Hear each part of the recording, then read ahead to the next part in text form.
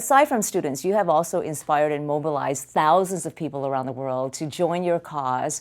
But were there certain points, though, where it was difficult for you to mobilize people, where it was hard to grow and steer your organization the way you wanted it to?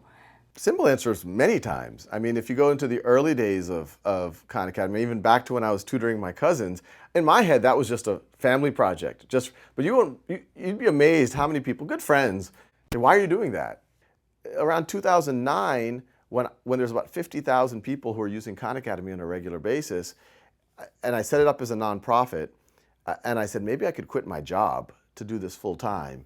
Look, even my own brain, I was telling myself, am I crazy? Is this something that, my first child had just been born, we had to rent a slightly larger house, we had a down payment that we were saving up, and we would have to live on that if I quit my job. You fast forward 7 or 8 months, it looked like a lot of those people were right. We had dug into our savings about $50,000, $60,000. I was waking up in the middle of the night in cold sweats, kind of like, what have I done?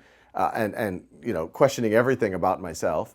I would even avoid conversations at dinner parties when people would ask me what I did for a living. I just didn't even want to be social at certain periods of that.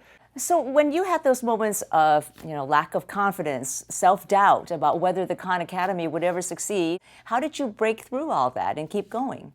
I think it's a combination. I kept looking back at the logical data points that had made me do it. So I was looking at the usage of Kahn Academy. I was looking at how it was growing exponentially, 100,000, 150,000. I was looking at the letters I was getting from around the world, and clearly it was creating value for these people. Now there was an open question, would it work as a nonprofit? I did have venture capitalists coming to me and saying, we'll write the check right now. You can start taking a salary, support your family, you get a big equity stake, and this could be a billion-dollar company one day. And it was tempting, but it also felt a little bit disconnected with some of what the letters were. I was getting letters from kids where they're like, this is the tutor that my family couldn't afford. And then when I was talking to the VCs, I was just like, and they wanted some of the stuff to be free, but then some of the other stuff would have some cost. I was like, but that kid in wherever, in India or in Africa or Europe or even in inner city America, do we want to put that friction on them in order to learn that material?